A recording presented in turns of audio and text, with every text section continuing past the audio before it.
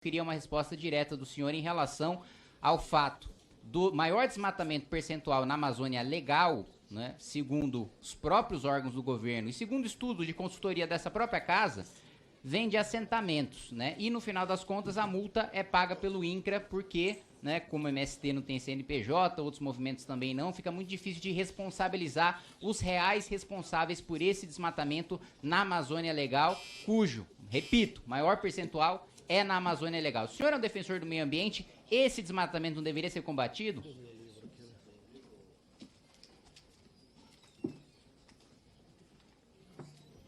Primeiro vou te recomendar a comprar esse livro, já que você é estudioso. Aqui é um livro, um depoimento do delegado da Polícia Federal, Alexandre Saraiva. Ele explica aqui quem é que faz os desmatamentos na Amazônia.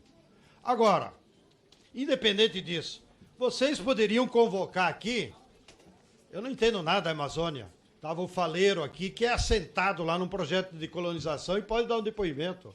Vocês podem chamar o professor Carlos Nobre para explicar para vocês, como cientista, quem é que faz desmatamento na Amazônia, no Cerrado, no Pantanal, quem faz desmatamento em todos os biomas. É a nossa maior autoridade de meio ambiente, é o professor Carlos Nobre, que não tem nenhuma filiação partidária. Ele eu recomendo, como cientista, vocês ouvirem. Bem, houve ou há desmatamento em projetos de colonização do INCRA? Certamente deve ter havido. É uma pena que o Faleiro não está aqui. Porque isso, o que foi? Foi a política do INCRA na década de 70, onde muitos dos meus parentes lá do Sul foram transferidos do Rio Grande do Sul para a Amazônia, ou do Nordeste, naquela política do general Médici. Vamos dar terra na Amazônia ao homem sem terra. E então a política de colonização da Amazônia tinha esse objetivo: esvaziar a pressão social que havia no Nordeste e no Sul, pela reforma agrária, construíram aquelas BRs, né, e jogaram o povo lá. E o povo o que fazia? Não tinha outro jeito que desmatar. Agora, nós como MST, sempre defendemos. Nós somos contra os projetos de colonização na Amazônia.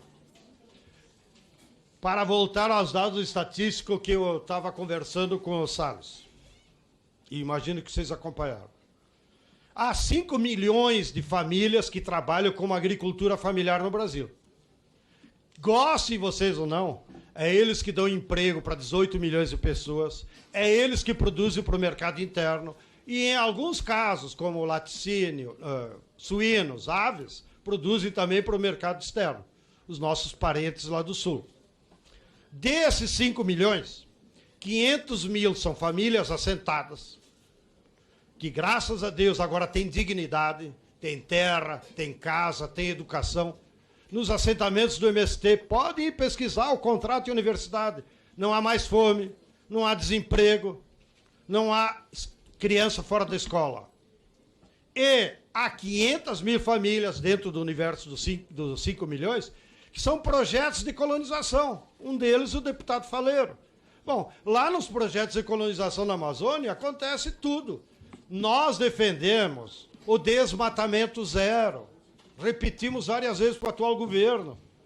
Não é necessário mais desmatar mais nenhum hectare de terra no Brasil para manter a produção de alimentos, mesmo a produção de commodities. É uma burrice seguir defendendo. Mas pior, o Carlos Nobre, como grande cientista, ele disse, para nós recuperar e reverter as mudanças climáticas em curso, nós poderíamos ter uma política pública, anota aí, Gleice, tu que tem muita influência no governo.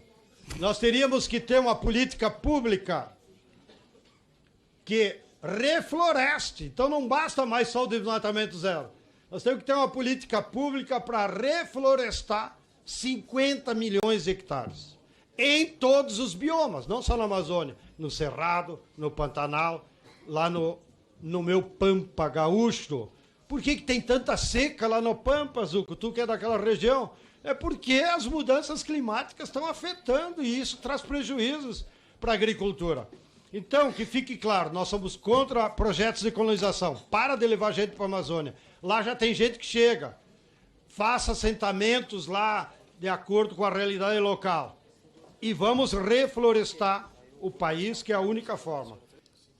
O maior desmatador da Amazônia hoje são os assentamentos do INCRA, que fizeram o maior individual, 25% do desmatamento do INCRA está dentro dos assentamentos. 25% do desmatamento da Amazônia está dentro de assentamentos do INCRA. Isso é dado público, MapBiomas, Amazon, todo mundo. Então, o modelo de assentamento de famílias na fronteira agrícola a que o senhor se refere é feito justamente para atender a lógica da reforma agrária. E mais, há inúmeros relatos, inúmeros, documentados, bem fundamentados, de que o primeiro ato das invasões de terra no cinturão agrícola, no entorno da Amazônia, no Cerradão, é cortar e vender as madeiras dentro da propriedade recém-invadida. Eu fui visitar um caso, tem vários, mas eu vou contar esse em especial, o nosso Crisóstomo conhece. Ao lado de Porto Velho, o Sem Terra, que lá se denominam Liga dos Camponeses Pobres, né, a franquia, a filial do MST, capítulo Rondônia, devastaram a fazenda. As imagens de satélite mostram isso. Eles cortaram a madeira e venderam a madeira assim, parecia formigueiro. Em 5 dias limparam a fazenda. Então, essa narrativa de que o agro é que é o responsável, etc., não é bem verdade. Não é bem verdade. Ao contrário, os assentamentos e as invasões têm sido grandes responsáveis pelo desmatamento da Amazônia, e o dado é público, 25% do desmatamento da Amazônia está em assentamentos do INCRA. Não tem o que discutir, é fato. Logo, o modelo que o senhor está defendendo é exatamente o que o senhor acabou de atacar. Exatamente, ipsis literis. Abre área para assentar a família, turma vende a madeira e se instala lá fazendo desmatamento. Lembrando que os assentamentos do INCRA, eu não estou falando nem só dos acampamentos, das invasões. Essas, então, regra zero. Mas os acampamentos do INCRA sequer mantêm a reserva legal, que é um absurdo. Então, se há um movimento, se há uma política pública que, com dinheiro público e em terra pública, tem promovido o desmatamento, é o setor de assentamento do INCRA. Da mesma forma, essa visão dicotômica do agro da fronteira agrícola com os assentamentos do MST, ou do Sem Terra,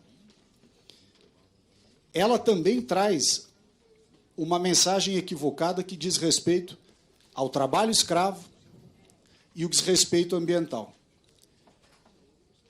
Se enquanto os produtores formais são obrigados a se submeter ao Código Florestal, essa verdade não pode ser dita com relação aos assentamentos e aos acampamentos.